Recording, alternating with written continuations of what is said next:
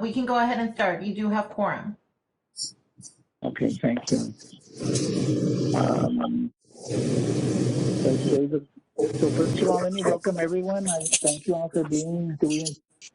I understand we have a quorum. So today's October 21st. It's the Blue Ribbon Committee meeting. And I'd start by saying the first item is to review and approve the minutes of the last meeting that we had on September 16th.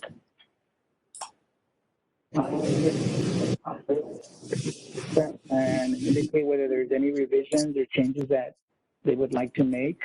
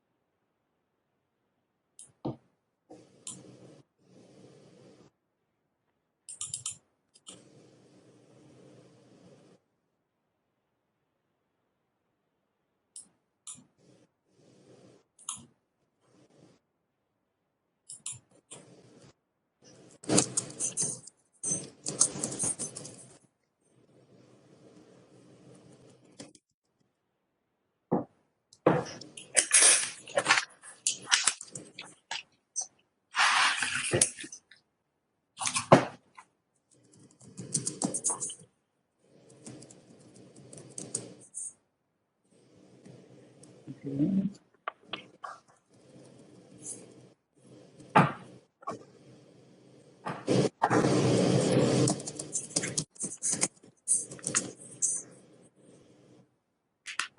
Are there any changes or additions you would like to indicate?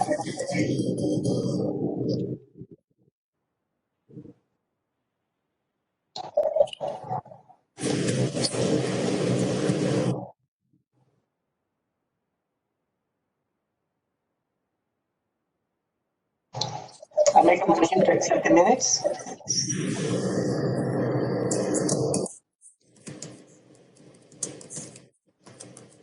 So can I ask for approval of the minutes of September 16th? Can I have someone motion? I motion to accept the minutes. Tanya? Can I have someone second it? I second. Okay, so the minutes are approved as they are presented to the meeting. Thank you all. The next item is the public comment. I don't know if we have anyone signed up for to speak. Santana or Erica? There are no public comments, Mr. Chair. Okay, thank you. So let's move on to item 4, which is discussion and possible action on next step for. We have a report from Oda Garcia for special needs program. So is Oda with us this morning?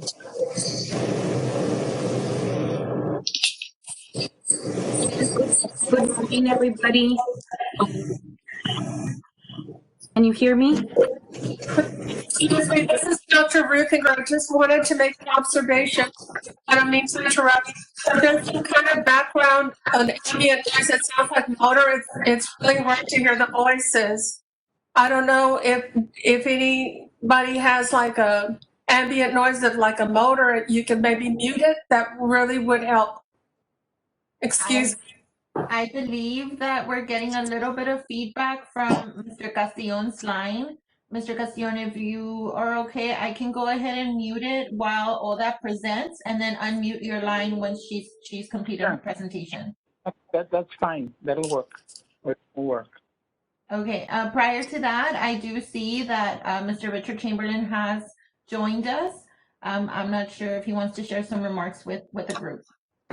Good morning to everyone. I apologize for being very absent for the last couple of meetings as we are still ongoing with our local COVID-19 pandemic, and our stakeholders meeting does run throughout this time period, but it ended early today. So I was excited to be able to jump in and take part of this amazing committee who has provided so much direction to support the special needs of the community. So I appreciate everyone for everything that they do, and please let me know how I may be of service to this committee and going forward. Thank you very much. Mr. Chamberlain, thank you so much for, am I on? Can you all hear me? Yes. Yes, sir. Okay.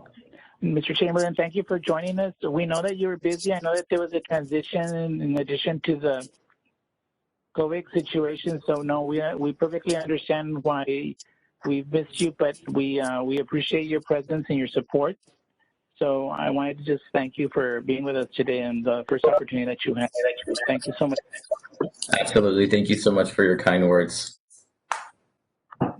We can go ahead and proceed, Oda, with your report.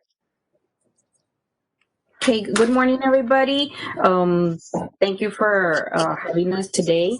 I want to give first thank you for the Janet Ramos and Ms. Sanchez for having a great event for the White Cane virtual event that they had. It was really, really pretty, very educational also, and we're happy to participate on your virtual fair tomorrow. So congratulations on that, Ms. Ramos and Sanchez. And for our program, I will be giving some part of the report that our program has been, activities that our program has been doing in the community. And also my coworker, Ms. Christine Reyes, will be giving the other part of the report. So last September was the Deaf Awareness Month, and we kind of did a campaign. It went really, really, really good. We posted educational videos on social media, and the first video got 2.2K views, and due to that, we were able to receive a lot of patients calling and asking about information.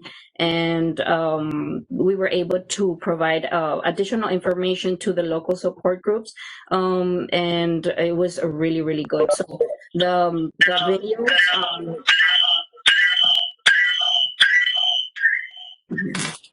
the videos were posted on social media, and they're also posted on YouTube. We're not able to share the videos on like send them to you by email because they were not being able to like be sent since they were kind of lengthy, but they're on YouTube. We can definitely share the link with you all, and that way you can have it and you can disseminate it wherever you want to. They're very good and very educational. And with that being said, I'm gonna pass the word to Ms. Christine Reyes. She has other very good news she's gonna report, and we have something very I know you all are gonna like it. We created an isolation plan for emergency preparedness for people with disabilities. So with that being said, I'm gonna pass the word to Ms. Christine Reyes. Good morning. Just like Oda was mentioning, we created an emergency preparedness isolation plan. Within the isolation plan, we have several important key points that are going to assist families and caregivers during an emergency. It's going to give information on caregivers that are taking care of an individual that has a disability, an affected caregiver, important plans to have in hand in case of an emergency, resource information, for instance, housing assistance, clinical resources, mental health resources, and therapeutic activities to do at home while in isolation. Once going through this isolation plan, we were trying to go through our surveys on what therapeutic activities we can do. And right now, majority of the activities are focused on ADHD, ASD, but we also have therapeutic recreation activities that are going to be focusing on art therapy, music therapy, things that are going to help alleviate anxiety and depression during the isolation period. We also have a program coming up that's going to be therapeutic gardening. We felt that within, whenever there is a family that has an individual with a disability, the caregivers are not given an option to participate in a specific activity. So this activity, which is gardening, is going to allow the caregivers to participate while incorporating a sensory garden for the children. So that's going to be for the month of November.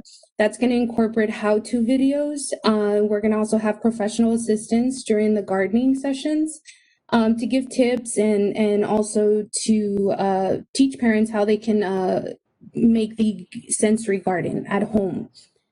This week, we also have been posting how-to videos on healthy snacks that are Halloween themed. Our hashtag is Healthy Halloween.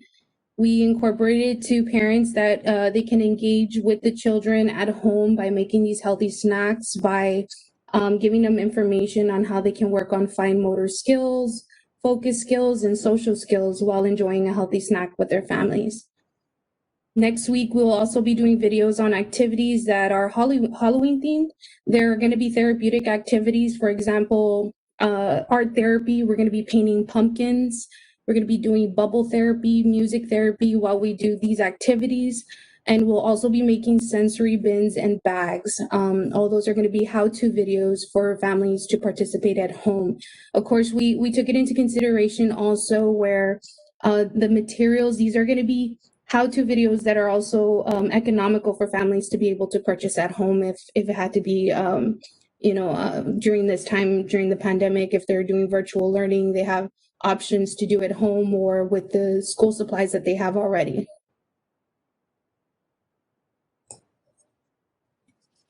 May I request that these links and videos be added to our Blue Ribbon Committee webpage with the City of Laredo, since access to these services would be good for the community, for people with disabilities? Yes, ma'am. As soon as I get them from ODA, we'll go ahead and submit the request to City Secretary, who is responsible for all the edits for that website. We'll submit the request with them. And as ODA and Christine have shared, they are very active within our City of Laredo Health Department Facebook. Social media has been very big for our community to provide communication, especially now during the pandemic. So they make sure that those messages are pushing through pretty much on a daily basis. Thank you so much. It takes a lot of work to get all those things together. So it would be great, if we could provide a place for those to be as well. I know it's on YouTube and other places as well, but it's good to have it on our webpage as well. Who knows, maybe somebody will fall upon it and it'll help them. Thank you so much. Thank you, Christine, and thank you, Dr. Ruthe, for the suggestion and recommendation. I know that things are difficult right now because of the pandemic. It's very difficult to put things together and gather people, but with all the efforts, and thank you so much for being as productive as you all are. So thank you for your continued support for people.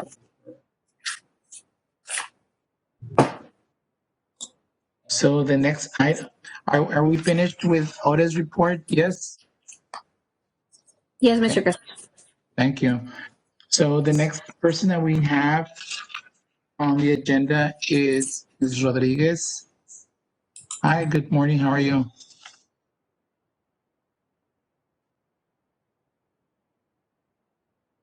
So Ms. Rodriguez, I know that last month you provided us with a handful of substantial amount of information, but during that presentation, you did tell us that there was some additional information or PowerPoints that you wanted to share with us. So we put you back on the agenda again this month. So Yes, good morning, and thank you for the opportunity.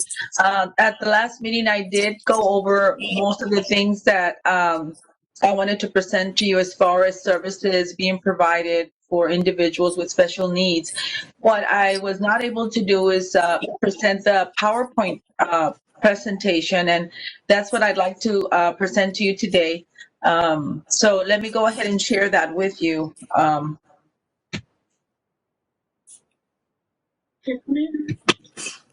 Hold on.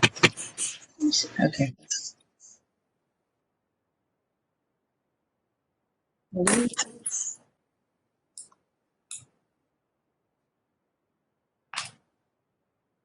Okay. Can everyone hear me? Yes. Okay. So, and then what do I do right after? There it is. Okay. Thanks, Patty. So, along with what I discussed last time, I was hoping to have the opportunity to also tell you a little bit about the services we provide currently, since we are an agency that provides services to persons with disabilities or persons going through temporary physical, someone that has been impacted temporarily either by an accident or surgery, things like that. So we've always catered to this population. So I hope that this will be beneficial. Some information that we have that the center still continues to provide even through this pandemic. We kicked off the year last year, actually a year ago, very hopeful to continue our services, and of course we're always looking at ways to raise money so that we can continue providing these services to all in need, regardless of their economic status. So here we are. We continue to be at 1220 Malinche. We've been here now for over 50 years, but we've been serving the community for over 60 years. A lot of people ask, what is needed? What we need to begin the process to get you the services that you need, whether it be physical, occupational, or speech therapy, is of course a doctor's referral, because they are medically prescribed therapies. And of course we accept all most and private insurances for these individuals. The number that you see there has been the same number as always, and our hours of operation are Monday through Thursday, 8 a.m. to 7 p.m. and Fridays, 8 a.m. to 12 p.m. As Mrs. Cowl, who was the founder of this center, always wanted, her vision was to make sure that the community of Laredo had access to quality care, that everyone had access to therapies or medical, the basic medical needs for everyone, regardless of their means to pay. And of course, right now, this month, we are celebrating nationwide. We're bringing awareness to the polio and physical therapy. So we're very much part of that. I, as a polio survivor, can attest to what these diseases can do to you when you've been struck with them. As a matter of fact, I'm going through post-polio things in my life right now, which I don't complain because I can still walk around. But many of these birth defects and strokes and brain injuries, amputations, are part of the services we provide, or part of the diagnosis or diseases that we tend to for people that come through our doors. So during the last meeting, I talked a little bit about how our services have been impacted through the COVID pandemic. And of course, we did close up for a couple of weeks to make sure that we got our center disinfected and set up and written policies so that we provide the individuals that come through our doors that have disabilities or are recovering from COVID. We are seeing a lot of the patients that are recovering from COVID. As you know, COVID has struck them, but it doesn't stop there. Now, many of these patients have been in a coma or, have been affected either by a stroke, so they're coming to us with hope for their healing and looking for the health and hopefully go back to their abilities that they had before being struck with COVID. Here you see us, of course, taking the temperature before anybody walks in, disinfecting our areas, wearing our PPE, protective personal equipment. All these things are changes that we had to implement, of course, like everyone else. And of course, that also cost us, put a little bit of a hardship in our financial situation. Oh, here's a little video.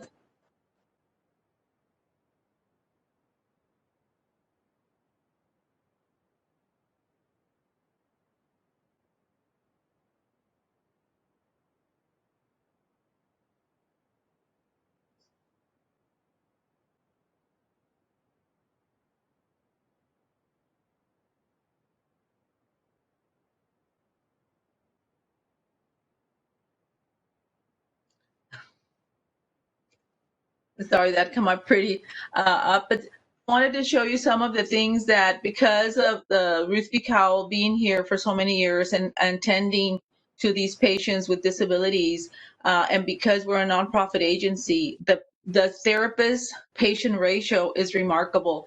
Here you see a young patient that had a car accident. Unfortunately, he lost a lot of the abilities and capabilities. And this is one of the first days that he was able to stand up. One of the goals of this patient and their family. Here you see our therapist helping them. And again, this is something that we take pride in. And there's just, here you can see the movement on how involved this patient is and the attention that these patients need in order to meet their goals and hopefully gain all, if not most of their abilities.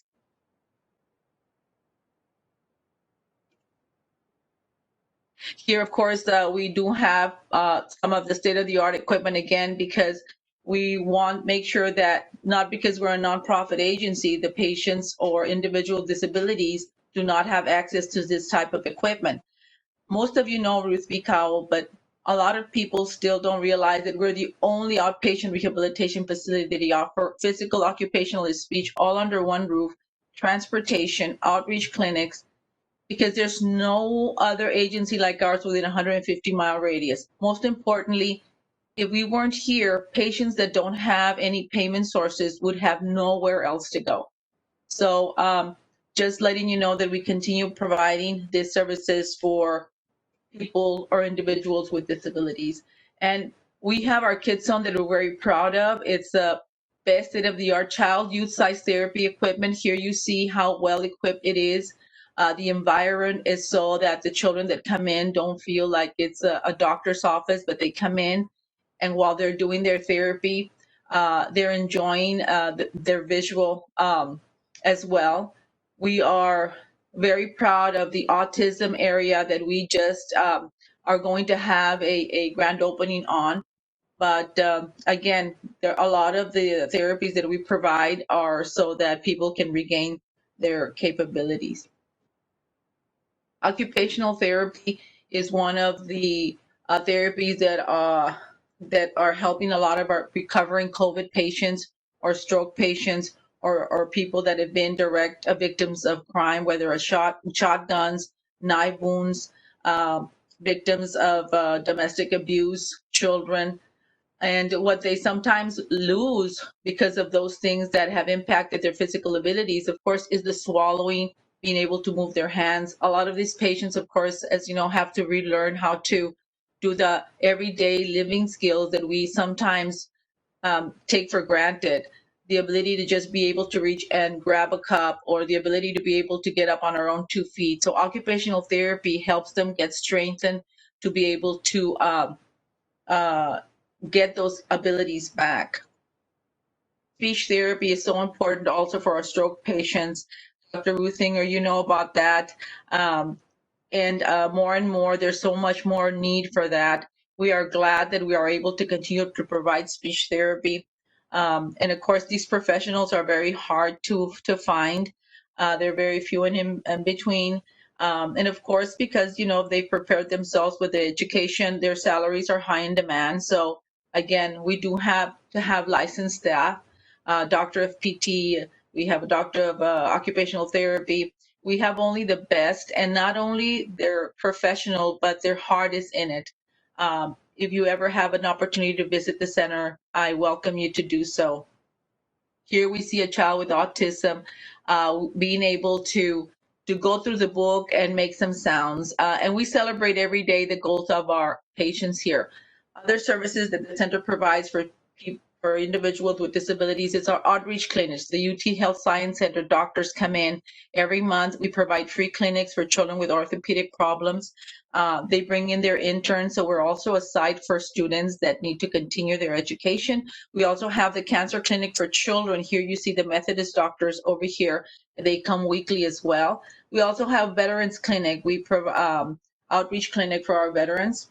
We also have the pediatric cardiology associates that come in also. They come in once a month. Here you see the Shriners. I don't know if you see that. We also partner with the Shriners. They come in and we see about 100 children. It's a live clinic.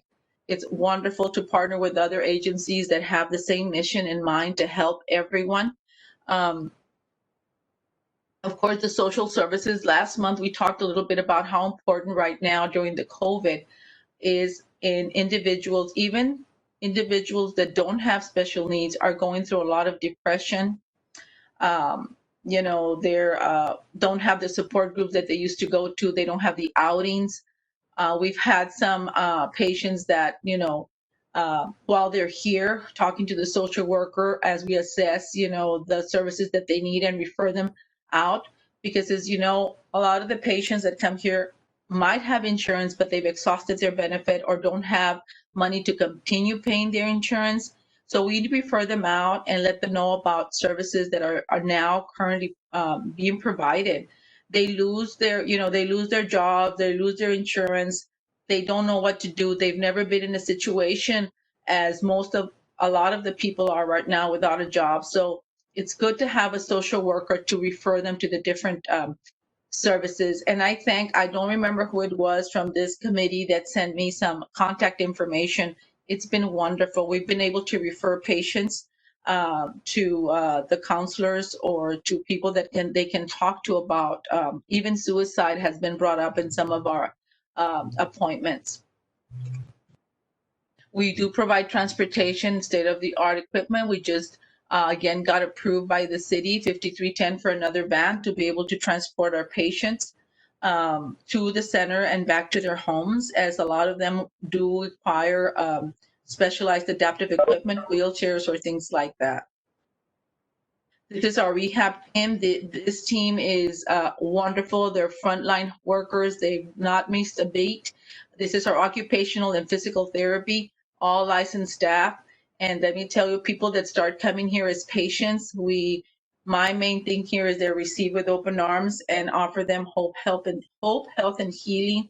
I'm going to just read out something out of our brochure because it's so important, especially now what we're going to. It reads something like this: what can be done to help after your life has been saved? The disease has been arrested or cured, but you no longer can function fully. And I truly believe that only in the setting of Ruthe B COWL can you receive the comprehensive program you will need to restore and develop fully your ability to function again. Because, especially now with COVID recovered patients, the doctors do their work, they save their lives, they go home. And I think last time I shared a short story, and I'll make it quick, about a patient. It's a nurse, and his wife is also a nurse, 48 years old. He was, for 26 days, he was in a coma. He came out. He's so weak. He has the capability of being able to regain his strength, but if not for the center, if they don't have insurance anymore, he would just be there unless he would go out of town to gain the rehabilitation he needs. He started coming in a gurney. That's how involved he was. A gurney mean into an ambulance, because for high risk, at this point, he's already sitting up. One of the things he wasn't able to do was he had the capability to go to the bathroom, but he was not able to do. He would wear a pamper and sit in the bed until his wife would come home because he didn't have the strength to go to the commode. So these are the type of patients we see, and we're very proud that the community of Laredo has supported us so that we can continue helping everyone, not just the people that have insurance, but everyone have access and the hope to rehabilitate. Physical Therapy Month is being celebrated nationwide this month, and we usually bring a lot of awareness. This year, because of the COVID, we're kind of restrained as how we bring the awareness. But hopefully, with this committee, you can pass on the word and know how important physical, occupational, and speech therapy is to people. It's not until someone that you know or you yourself are in a position when you lose an ability that you know how important these individuals are to the world. Our community impact patient care, 700 plus children and adults consulted, orthopedic specialists. We are a site for students to come in. You see our team in the PPE, protective equipment, providing therapy. We are increasing our patient load now, especially with some of those COVID patients that are being recovered. We do want to thank United Way, of course, because they provided us a grant so that we could be able to protect the patients and the staff wearing the PPE. Special, here you see a summer camp that Ruthe B would provide along with South Texas Development Council for children with disabilities. It's a summer camp that they love, and we so miss this year, but we're looking forward that we can continue next year. This is another video.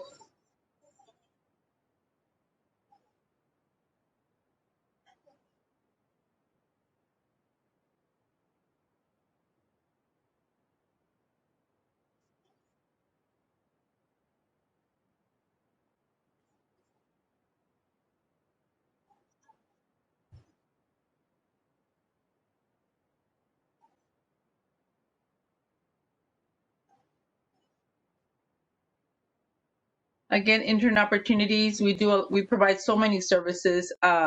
We have a lot of individuals that really are dedicated to their profession, helping them rehabilitate again. And we service patients from as young as we've had them here as 4 weeks old, all the way to toddlers, young teens, and geriatrics.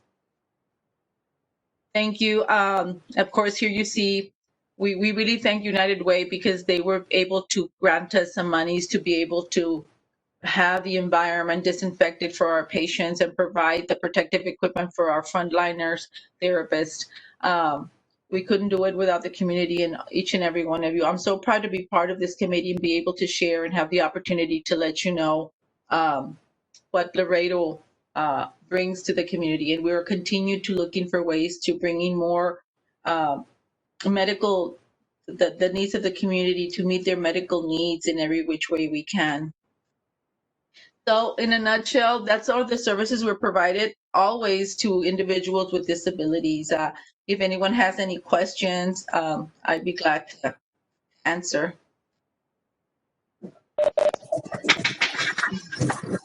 Need to close it. Mrs. Rodriguez, this is Daniel. Just wanted to thank you and all your staff for what kind of work that you do. You know, it's not easy. And I can tell you firsthand that I had a friend who suffered a stroke a year and a half ago, 2 years ago. And he grew up with me, okay? So I saw him like my brother. And he had a stroke and he started to recuperate. And after going through, I guess, to some of the major rehab organizations here in Laredo, he ended up with you all at the end. I say at the end because he ended up passing away with a second stroke. And so I have a newfound respect for stroke. I think it's not until you see how it affects people's lives. And, you know, half of his body was paralyzed. And mine was intact. Okay, I think he got even smarter, faster, and more witty. But he, but unfortunately, he suffered a second stroke that he was not able to survive. And so I know the kind of work that you all do that so much impacts personally the patient himself, the individual, as well as the family. And so I know that sometimes we who work in the different disciplines, okay, whether it be physical health or mental health, etc., I think people don't understand the kind of work that we do, and we don't empathize other disciplines as we do our own until somebody close to us needs help. And so I really, truly thank you for the kind of work that you do. I know under the difficult circumstances that you find yourself in, you know that financially things don't always, it seems like certain disciplines always get left out of the big money, okay? And out of the big payouts, and the insurance companies don't pay, and they don't think that it's important, okay? But that doesn't mean that you don't help people overcome and survive and live a better life, and the quality of their life is greatly affected or enhanced by the services that you all provide. So I just want you to know that I recognize the kind of work that you and your staff do, but I also recognize that everybody works under very difficult circumstances and short-staffed, and I understand exactly when you say I need to have everybody licensed and certified, and they're difficult to come by and keep because people are in positions or they have professions that they can switch jobs every other week if they wanted to, and they still have a job, you know. Yes. Because that's the way the industry operates. And so it's difficult to keep people, good quality people. And it's not only about an issue of quality, it's an issue of can they empathize with the client, okay, and what they're suffering and going through. That's also really important. Yes. People understand the kind of hardships that people are going through, especially in situations where you had always been healthy and mobile and independent, and all of a sudden you rely on everyone to help you, and now you're wearing diapers and you can't go to the bathroom, and that's very difficult to accept as a human being, that all of a sudden you've become dependent on another individual for even some of your very, very basic necessities and needs. Yeah. So I understand, and I want you to know that it's from my perspective, I understand exactly the kind of work that you all do and how important it is. It became very important to me because of my friend, and so I tell you that he'd gone through more than a year and a half of rehab, and he was slowly getting better. And just from one day to another, he suffered a secondary stroke, and as a matter of fact, it happened with you all. Yes. He was there in he was there in his session. And Yes. so, I think I know the person you're talking about, Mr. Castillon. Thank you so much for your kind words. And yes, this is something that we see on a day-to-day basis. Unfortunately, there are patients that, do, pass away due to their diagnosis. But also we celebrate the ones that do recuperate 100% and go back into the workforce. I do want to thank each and every one of you for that. And I realize it's in a blink of an eye, our lives can change, because all we have to do is get up in the morning, get into that little metal square car that we drive. We see it so much here, and I feel blessed to be able to, I appreciate every single ability in my body, even though right now I really cannot walk. I'm using a little scooter, and it's even then, because I've always dealt with my polio throughout my life, but even now I say, oh my gosh, there's no ramps here to get on. You don't realize how important those things are when you're in a wheelchair. But I also wanted to just point out that we also work with Mr. Jaime Garza very closely. We are providing services for their district right now as far as occupational therapy. Their district right now is not having their employees go out to their homes. So the center has always been a part of the districts as well, providing therapy. So, I can go on and on talking about the services that the center provides. There's many more that I didn't get into, but just so you'll know that, and feel proud that Laredo has a place like Ruthe B that if you have family members or things like that, but to keep in mind and pass the word on, that we're here to provide, and we do accept all type of insurances. Thank you again. And again, if you ever have any questions, you can just call and ask if you have anyone that needs our services. Thank you. Thank you. yes, thank you so much for your presentation. I was quite comprehensive. Okay, so Ruthe B does provide an enormous amount of services. And so I think that sometimes we just see, I grew up 4 blocks from that building. And so I used to ride my banana bike in your driveway. And and so I'm very familiar with your building in that area. And Hamptons used to be there like 2 blocks away. And so that was my area. That was the Waterburger. That's where I hung out. Okay, so I'm very familiar with that area. And so, but it's like you and I had a conversation recently, and Ruthe B has always been a staple. It's been their foundation. It's a incredible organization. It's been around for years. Okay. Mrs. Cowl, I don't know if you know, but I think she has a landmark case with the Supreme Court. I don't know if you know that. Did you know that? Yeah, I don't remember the details, but Ruthe B is in the books as having a landmark case that was decided in their favor, in Ruthe B's favor, something like 50, 60 years ago. I don't remember exact the details, but no reading. I recall reading about it. Mrs. Cowl was way ahead of her times. I think that I was able to know her very well. Her last 7 years of her life, I was her administrative assistant. And yes, she was in Washington. She was the center. A lot of people came here first, even before ADA had all the regulations. She had already thought of the wide hallways, the open doors, the bathrooms.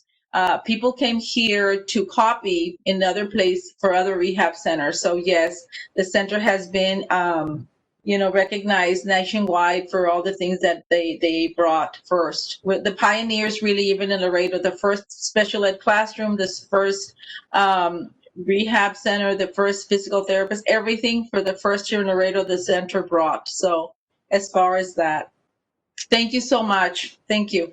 So thank you for your leadership and your continued, vision to the future about what the needs of the community are. So thank you. Jackie, this is Georgianne Ruthinger. Jackie, I just wanted to congratulate you and recognize you because as you spoke, I was remembering Ruth Cowl and I was remembering Lillian Dickinson. Oh, And I was Mrs. Dickinson. remembering, yes. I don't know if you know this, but we both went to graduate school together. We motored from Laredo and got to know her really well, not just at the rehab. And I'm thinking about Faye Mainhart. Oh, Thinking yes. about the beautiful people who have led Yes. that very, very special place, And I just thank God that you're there, Jackie. No, I thank you. The leadership continues, and it's in really good hands. And I know that Ruthe B. Cowl is looking down and smiling. And I just wanted to say I recognize you and I congratulate you and thank you for this fabulous presentation. You're welcome to everybody. We're here for you all. Thank you.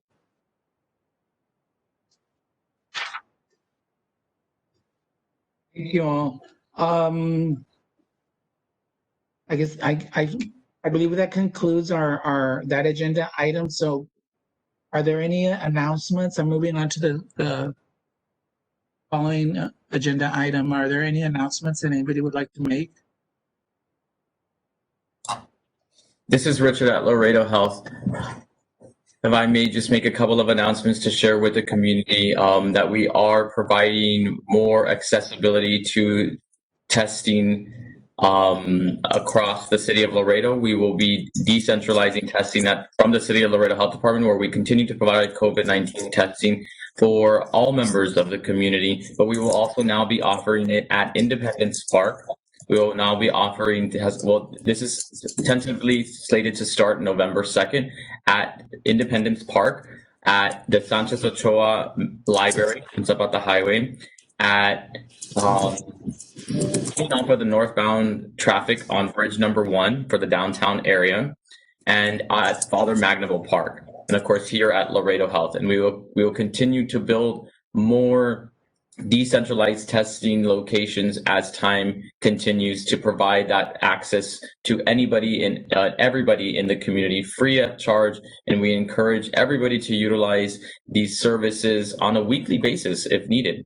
So this is there for the community. This is there to help keep our most vulnerable populations safe as we identify potential infections to prevent infections within the home, which I don't know if this group is already aware, we do have a motel voucher program that we are able to isolate individuals who are positive and they have a vulnerable family member in their home. We're able to take out the positive family member and place them in a quarantine motel. So that is something that we are working to help the community know that they have that accessibility to isolate outside of their home and get routine testing to help ensure our most vulnerable populations are safeguarded throughout this ongoing pandemic. And just to add what Mr.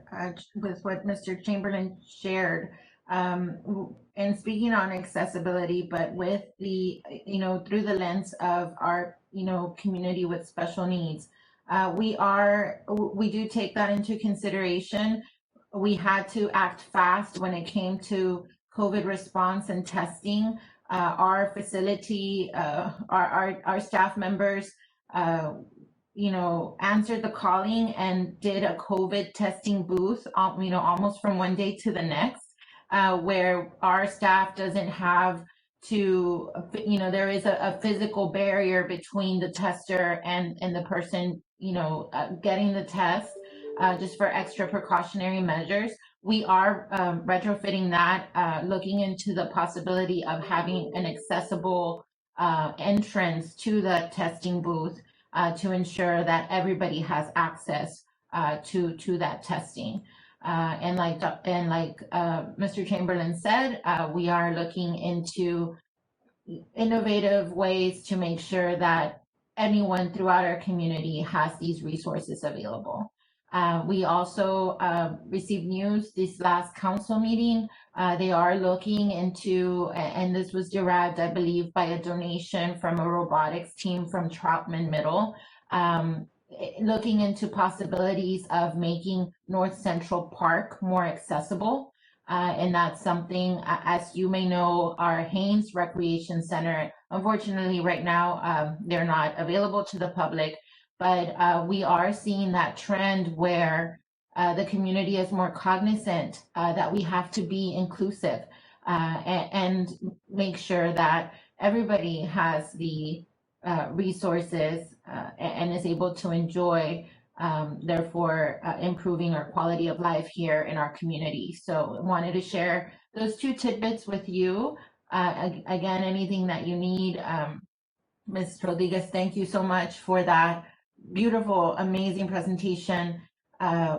We are proud to call you our partner, and it was a good reminder that, for all the organizations involved in this community, but even our staff members listening to this presentation, now that they're going to have that, and that light bulb's going to turn on when they hear that someone is in need of any of these services. So that's the beauty, I think, about the opportunity to meet. Unfortunately, right now, not in person, but to the sharing of ideas, the sharing of information, and that way connecting people to what they need. So thank you so much for that. I'd also like to echo that really quickly and say thank you, Ms. Rodriguez, for sharing that information with us. As we know that your services are essential services to so many in the community that cannot take a break or cannot shut down throughout this ongoing pandemic. To these essential workers and yourself, thank you very much for continuing to do what you do. It is a risk, but we are continuing to risk ourselves to ensure that the health and safety of others is protected as well. So as I mentioned, please utilize the surveillance testing that is going to be offered throughout the community to make sure that we keep you and your staff safe as well. And as Erica mentioned, there are 18 parks across the state of Texas who offer the accessibility to persons with disabilities. So we are very excited that the city of Laredo, if I'm not mistaken already, will have one opening up in District 5, and then of course very soon in District 6. So we are excited to be added to that list of parks across the state of Texas. Thank you very much. If I may address this to Mr. Richard Chamberlain, this is Dr. Ruthinger. Just wanted to thank you for being with us today and let you know that we depend on you as a link to the City Council and what's going on. And if there's anything that our committee needs to address to support and help people with disabilities, we count on you to let us know, please. Thanks. Absolutely, Dr. Ruthinger. We really appreciate that, and you have my word. Mr. Chamberlain, thank you so much. I really appreciate you, the community, the city, taking into consideration that they need to take the clinic and the testing out into the community. I think that's really important because sometimes as providers, we believe that people should be coming to us or we don't make it as easy as it could be for many people who lack the mobility and the transportation to get to our location. I can just tell you from experience in working with a grant from MEU, we started with provision of services through the C-Texas program from 2 or 3 locations, and the clients would dry up, nobody would show up. And so the next thing they did was we started moving that clinic to different locations every day. And that's how we kept our numbers. And we realized that people are willing to come for services, but sometimes they lack the mobility and the time. And so, so with regards to what's going on with the testing, I think that's going to really work out well for the city and our residents in the city. So thank you so much for making that effort and that consideration.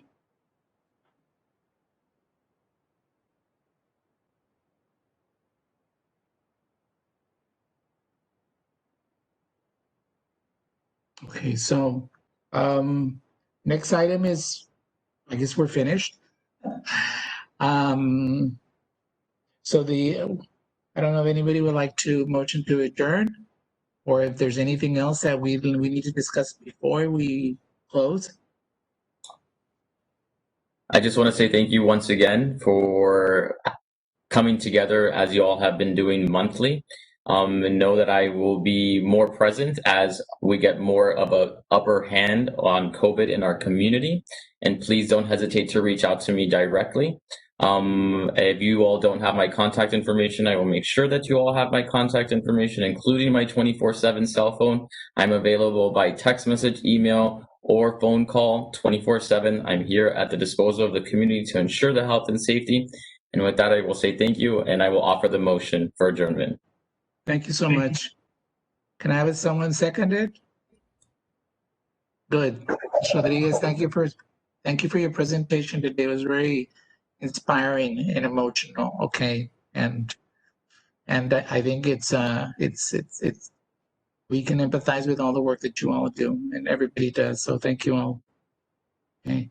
Thank you, Mr. Chamberlain. Thank you for joining us today. Just Dr. Ruthe, thank you as always. Mr. Castillo. Jaime, you were very quiet today, but thank you for being there. I'm always quiet. No, you need to speak up and yell and throw fits once in a while. Janet, you were very quiet today. What happened? Yes, I'm trying to get readjusted to typing up the minutes again. So I'm curious. In this platform, but I think I did okay. Jaime, Mr. Garza, I just wanted to, while I think you were busy a little bit or moved away, I just want to let them know that we do partner with UIC and we're providing some of the services to you. Thank you for referring your students to us. It really is an opportunity to help them. Thank you. And Ms. Ramos, the meeting is recorded. If you do need access to that to refer back to complete the minutes, feel free to reach out and we can get you the link, or I think we even still get a DVD copy from PAC. Let me know and I can get you that resource so you can have that as reference. Thank you. Housekeeping matters before everyone adjourns. Erica, I would love to see, Eric, I'm so sorry. Erica, I would love to see Jackie's presentation on PAC if it's possible. Okay. Beautiful. If you can send me the link, Ms. Rodriguez, we can work with PAC and they can go ahead and put it into their rotation. Ms. Garcia and Ms. Reyes, thank you for your presentation. No, we've been tapping on your brains for the last several months now, Ms. Garcia. So thank you for being more than willing to volunteer. Thank you, everybody. Thank you so much. Thank you. Thank you all. Bye-bye. Okay. Please adjourn. See you soon in a month. Third Wednesday of the month, so that will be November 18th. Is that okay with everyone? I know we're looking at, holidays coming up, but I think it's in good time. But just putting it out there for the committee in case there's any other decisions that need to be made on meeting times. That should work. Martha, thank you. Thank you. Bye-bye. Thank you all.